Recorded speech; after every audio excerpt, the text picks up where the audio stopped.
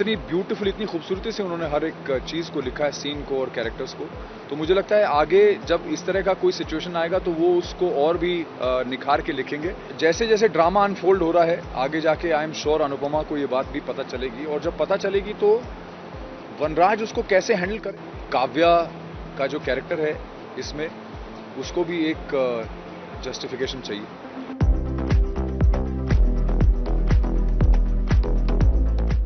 इतनी मस्ती है, इतना ज़्यादा अच्छी बॉन्डिंग, केमिस्ट्री, प्यार है हम लोगों में आपस में। राजन शाही खुद एक इतने बेहतरीन और इतने अव्वल दर्जे के इंसान हैं कि उनके अंदर उनकी सोल बड़ी प्योर है। बहुत रियलिस्टिक कहानी है, और आगे भी जो ड्रामा अनफोल्ड होगा उसमें मेरा ये मानना है कि ऑडियंस और भी ज़्यादा गहराई से इससे कनेक्ट करेगी।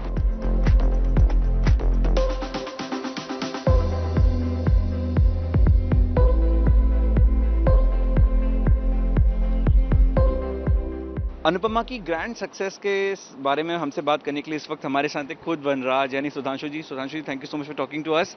सबसे पहले कैसी फीलिंग है, 4-5 हफ्ते में अब जो शो नंबर 1 बन जाता है तो कैसी फीलिंग होती है, सबसे पहले ये बताइए। इससे बड़ा रिवॉर्ड नहीं हो सकता किसी भी एक्टर के लिए, किसी भी प्रोड्यूसर के लिए, किसी भी मेकर के लिए। इससे बड़ा रिवॉर्ड नहीं हो सकता कि ऑडियंस उनको इतना प्यार दे कि हम लोग इतना ऊपर चले जाएं कि उस पर नंबर 1 का टैग लग जाए। और मेरे ख्याल से हम लोग के लिए ये बहुत बड़ा अचीवमेंट है, बिकॉज हम लोग एक बहुत ही अलग तरह का शो लेके आए, जो normal run of the mill show नहीं था। कंटेंट बिल्कुल अलग था, बैकड्रॉप बिल्कुल अलग था, एक मिडिल क्लास फैमिली की कहानी है, और सिर्फ रिश्तों पे फोकस है इसमें। और एक मिडिल क्लास फैमिली में किस तरह से, और वो भी एक ऐसी कहानी जिसमें एक औरत कैसे अपने पति, बच्चों, काम, घर बार को किस तरह से संभालती है, रिलेंटलेसली काम करती है बिना थके हुए। और हम सब की ज़िंदगियों में ऐसी औरतें रही हैं, चाहे वो माँ हो, चाहे बहन हो, चाहे बीवी हो या बेटियां हों, सब अपने अपने घरों में इसी तरह से बिना थके हुए काम करती आई हैं, और कभी उन्होंने इन रिटर्न कुछ नहीं मांगा। तो ये ऐसी एक परिवार की कहानी है जहाँ पे ये सब आपको देखने को मिलेगा, और ऐसे कैरेक्टर्स हैं जिससे मेरे ख्याल से हर फैमिली में कोई ना कोई कनेक्ट कर रहा है।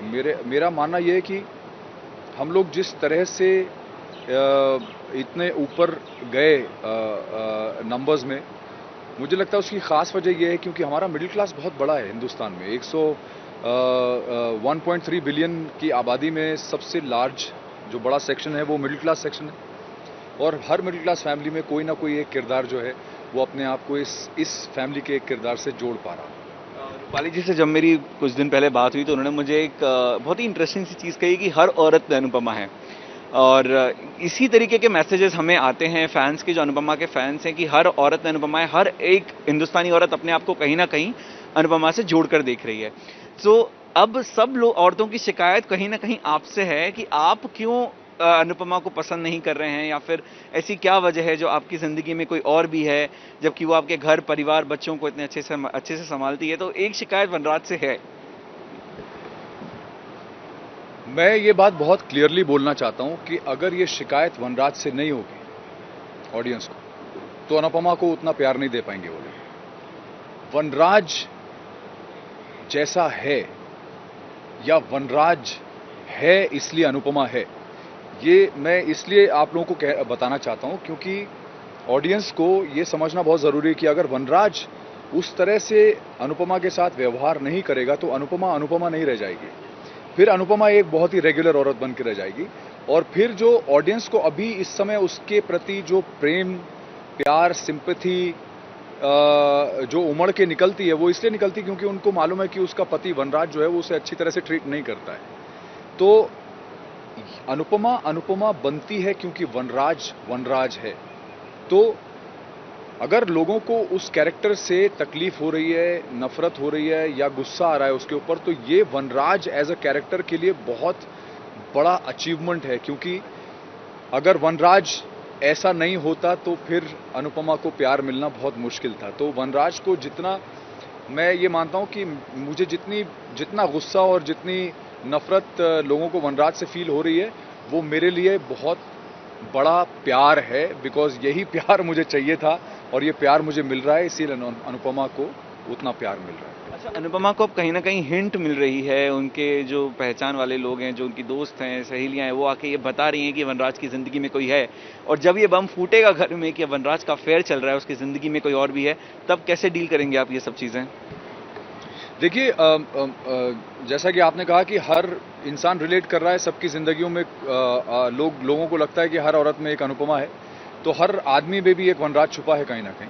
और हालांकि, और मैं ये बात इसलिए कह रहा हूँ कि वनराज जो है वो सिर्फ बुरा आदमी नहीं है, और किसी आदमी का अगर अफेयर होता है तो वो उसके 100% कैरेक्टर को डिफाइन नहीं करता है। वो एक इन्फ्लुएंस भी हो सकता है, एक फेज भी हो सकता है, जो कि बहुत नॉर्मल एक इंसानी फितरत मैं मानता हूँ, और वो आदमी के साथ भी हो सकता है, औरत के साथ भी हो सकता है। पर इस सिनेरियो में वनराज जो है, जब कोई गलत काम करता है इंसान, तो वो बहुत लंबे समय के लिए उस कुकर्म को या उस बुरे काम को छुपा नहीं सकता ना, और छुप ही नहीं सकता है, क्योंकि ये नियति है कि अगर कोई गलत काम करता है तो आपको आपके कर्मों का फल मिलता ही है किसी ना किसी तरह। तो जैसे जैसे ड्रामा अनफोल्ड हो रहा है आगे जाके, आई एम श्योर अनुपमा को ये बात भी पता चलेगी, और जब पता चलेगी तो वनराज उसको कैसे हैंडल करेगा ये अभी तक हम लोगों ने डिसाइड नहीं किया। बट आई एम श्योर जो भी राइटर्स हमारे अभी तक लिखते आए हैं कहानी इतनी सक्सेसफुली और इतनी ब्यूटीफुल, इतनी खूबसूरती से उन्होंने हर एक चीज़ को लिखा है, सीन को और कैरेक्टर्स को, तो मुझे लगता है आगे जब इस तरह का कोई सिचुएशन आएगा तो वो उसको और भी निखार के लिखेंगे। And I am sure Vanraj will be able to handle this situation, क्योंकि मुझे लगता है कि काव्या का जो कैरेक्टर है इसमें, उसको भी एक जस्टिफिकेशन चाहिए, क्योंकि कोई भी अपनी अपनी जगह पे गलत नहीं है, पर मॉरलिस्टिकली अगर देखा जाए तो डेफिनेटली गलत हो जाता है। बट हर आदमी के दिल में अपनी गलती का या अपने कर्म का या अपने काम का कोई ना कोई एक जस्टिफिकेशन होता ही है, तभी वो इंसान वो करता है। तो ये बहुत रियलिस्टिक कहानी है, और आगे भी जो ड्रामा अनफोल्ड होगा उसमें मेरा ये मानना है कि ऑडियंस और भी ज़्यादा गहराई से इससे कनेक्ट करेगी, और उनको और भी ज़्यादा इस कहानी में मज़ा आने वाला है। सुधांशु जी, आप लोगों की जो ऑफ स्क्रीन केमिस्ट्री है सेट पर, वो भी बहुत ज़्यादा अमेजिंग है। जिस तरीके के हम लोग सोशल मीडिया पे, क्योंकि मीडिया तो ऑब्वियसली सेट पर नहीं आ पा रहा है बिकॉज ऑफ कोविड, लेकिन जो हम सोशल मीडिया पे आप लोगों की आपसी केमिस्ट्री और जो बॉन्डिंग देख रहे हैं, जब आप सीन से फ्री होते हैं तो कितनी मस्ती होती है, आप लोग साथ में सेल्फीज खींचते हैं, बूमरैंग्स बना रहे हैं। सो अपनी ऑन सेट बॉन्डिंग के बारे में हमें ज़रूर बताइए। देखिए, यही एक ब्यूटी है कि जब कोई भी प्रोडक्ट या कोई भी चीज़, कोई भी फिल्म या कोई भी टेलीविज़न शो जब सक्सेसफुल होता है, उस सक्सेस के पीछे जो राज होता है वो ये होता है कि वो जो टीम होती है पूरी, क्योंकि टीम वर्क है, ये कोई किसी अकेले आदमी के बस की बात नहीं होती। तो हर इंसान जो इस प्रोजेक्ट में इन्वॉल्व है वो सब के सब बहुत खूबसूरत, सूरत से नहीं सीरत से भी बहुत खूबसूरत लोग हैं। तो इसीलिए उसका जो रिजल्ट है वो आपको ऑन स्क्रीन भी देखने को मिलता है, और ऑफ स्क्रीन हम लोग इतने ज़्यादा एक दूसरे से घुले मिले हैं, इतनी मस्ती है, इतना ज़्यादा अच्छी बॉन्डिंग, केमिस्ट्री, प्यार है हम लोगों में आपस में। और आप देखेंगे कि हम लोग रोज़ साथ में बैठ के खाना भी खाते हैं। तो वो एक बहुत बड़ा एग्जाम्पल है कि जब कोई अच्छा काम होता है तो उसके पीछे एक बहुत अच्छी टीम होती है, और बहुत अच्छे लोग जो होते हैं उसके पीछे होते हैं। तो यही एग्जाम्पल है हमारी भी टीम का, कि हम लोग सब के सब आपस में बहुत ही प्यार से, बहुत घुल मिल के और बहुत इज्जत से हम लोग एक दूसरे के साथ पेश आते हैं। सुधांशु जी, शो के जो मेकर हैं, जो प्रोड्यूसर है राजन शाही, उनके हर शो में एक बहुत इंटरेस्टिंग सी चीज़ होती है। गेट पर एक ऐसा ही बोर्ड होता है जिसपे थू थू थू लिखा होता है, और जो एक्टर्स हैं वो भी इसको बहुत ज़्यादा दिल से मानते हैं कि किसी की नज़र न लगे। सो आप कितना बिलीव करते हैं इस पर? मैं इसमें 100% बिलीव करता हूँ, क्योंकि चाहे कुछ लोगों को ये वो लगे कि यार ये तो सुपरस्टिशन है या जो भी है, बट अल्टीमेटली जितनी भी चीज़ें होती हैं वो सब एनर्जीज पे डिपेंड करती हैं। तो आप क्या एनर्जी किसी चीज़ को देते हैं उसके ऊपर ही डिपेंड करता है कि आपको क्या मिलेगा, या क्या आप किस रूप में चीज़ें आपके पास आएंगी। राजन शाही खुद एक इतने बेहतरीन और इतने अव्वल दर्जे के इंसान हैं कि उनके अंदर उनकी सोल बड़ी प्योर है। तो और आदमी इस स्टेज पे जब पहुंचता है लाइफ में तो वो बहुत बहुत कुछ देखने के बाद पहुंचता है। तो मुझे ऐसा लगता है कि वो इतना कुछ देख चुके हैं, इतना परिपक्व उनका जो दिमाग है, मानसिकता है, कि उनको पता है कि वो खुद तो कुछ कभी गलत ना सोचते ना करते, तो अपने आप को प्रोटेक्ट करना ये उनका फर्ज है और वो उसके लिए कुछ भी करने को तैयार है। और ये थू थू थू जो लिखा होता है हर जगह, ये एक ऐसी चीज़ है जिससे आप एक एनर्जी एग्ज्यूट करते हैं, एक एनर्जी देते हैं कि यार जो भी गलत चीज़ है या कोई गलत नज़र है या कुछ गलत सोचने वाला, बुरा सोचने वाला हमारे के लिए, उसकी नज़र हमको ना लगे, हम तक कोई बुरी एनर्जी ना पहुंचे। ये बस उसका एक प्रूफ है। एक लास्ट सवाल सुधांशु जी, अनुपमा के करीब कब आएगा वनराज? इसका बहुत इंतजार कर रहे हैं फैंस की सारी दूसरी जो चीजें हैं वो अलग हट जाएं, काव्या आपकी जिंदगी से निकल जाए और एक बार वापस वनराज और अनुपमा एक हो जाएं, आप अनुपमा से वापस प्यार करने लगें, ये कब होगा?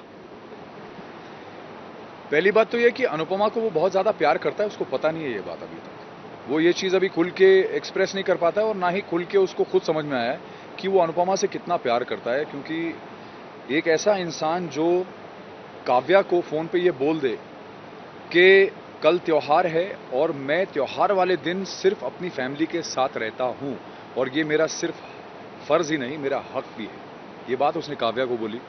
और जब उसको 5 लाख का इंक्रीमेंट मिलता है तो वो चेक लेके सबसे पहले अपने घर आता है अपने परिवार को देने के लिए, लेकिन चेक सबसे पहले अनुपमा के हाथ में देता है और उसको ये भी बोलता है कि अनुपमा तुम अपने हाथ के लिए सोने के कंगन बनवा लो। सबसे पहले वो अनुपमा को ही बोलता है और घर में आता है, सबसे पहले उसके मुंह से अनुपमा निकलता है। सिर्फ अनुपमा के हाथ की चाय से उसका सर दर्द जाता है।